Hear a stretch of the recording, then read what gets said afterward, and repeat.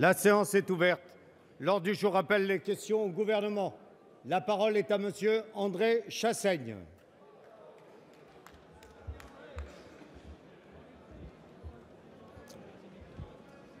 Ma question s'adressera au ministre du Budget en l'absence du Premier ministre. Vous avez annoncé hier la remise à plat de notre fiscalité.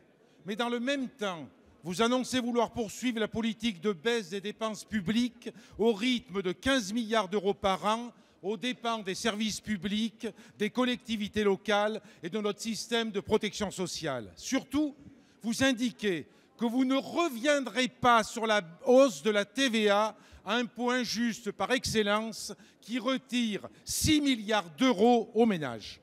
Depuis des mois, les députés Front de Gauche réclament et proposent une grande réforme fiscale pour mettre en œuvre un impôt plus progressif, plus juste, plus efficace. Une réforme qui vise à une plus juste répartition des richesses. Une réforme qui vise à servir l'économie réelle et non les marchés ou les rentiers dont les exigences en matière de rentabilité étranglent nos économies.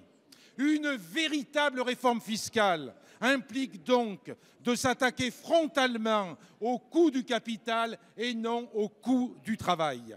Le stock des fortunes dissimulées à l'étranger a augmenté de 25% entre 2009 et 2013. Une simple division par 2 des dividendes versés aux actionnaires permettrait de libérer 120 milliards d'euros pour les investissements productifs et la création d'emplois. Faut-il plus d'exemples pour vous convaincre de l'ampleur du pillage de notre pays et de nos territoires?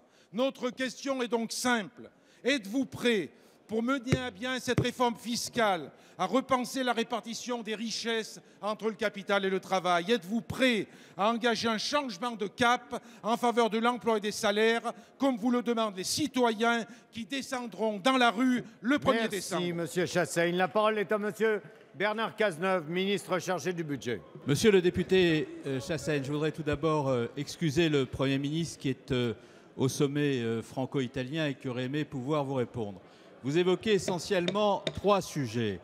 Le premier sujet concerne la réforme fiscale. Comme vous le savez, nous avons engagé une grande réforme fiscale l'an dernier dont le Premier ministre a indiqué qu'elle avait vocation à se poursuivre. Et je voudrais rappeler ce que nous avons fait. Lorsque nous réformons en profondeur l'impôt de solidarité sur la fortune, nous sommes dans la réforme fiscale. Lorsque nous décidons de fiscaliser les revenus du capital comme les revenus du travail, ce qui n'était pas le cas auparavant, nous sommes dans la réforme fiscale. Lorsque nous décidons de réformer les droits de succession, nous sommes dans la réforme fiscale. Lorsque nous décidons cette année de revenir sur la non-indexation du barème de l'impôt sur le revenu en accompagnant cela d'une décote et d'une augmentation du revenu fiscal de référence pour mettre fin aux injustices fiscales, nous sommes dans la réforme fiscale. Et ce qu'a indiqué le Premier ministre hier, c'est qu'il souhaitait, dans le cadre d'une consultation large associant les groupes politiques de notre Assemblée, mais également les partenaires sociaux, aller au-delà de ce que nous avons déjà fait, en nous adossant à ce que nous avons déjà fait, parce qu'il y a une cohérence dans l'action du gouvernement. Et je suis convaincu que, compte tenu de ce que sont les objectifs qui sont les nôtres au regard de l'action que nous avons déjà conduite, vous nous soutiendrez. Vous parlez ensuite de la dépense publique. Je veux simplement vous dire, monsieur Chassaigne, que si l'on est soucieux de préserver le patrimoine de ceux qui n'en ont pas, c'est-à-dire les services publics et la protection sociale, il faut faire en sorte que la mauvaise dépense publique ne chasse jamais la bonne. C'est la meilleure solution pour faire en sorte que les services publics soient préservés. La poursuite des déficits, l'amplification des déficits, c'est la vulnérabilisation de notre système de protection sociale. La justice fiscale, la réduction des déficits, c'est la meilleure manière de préserver le modèle social français. Merci, monsieur le ministre.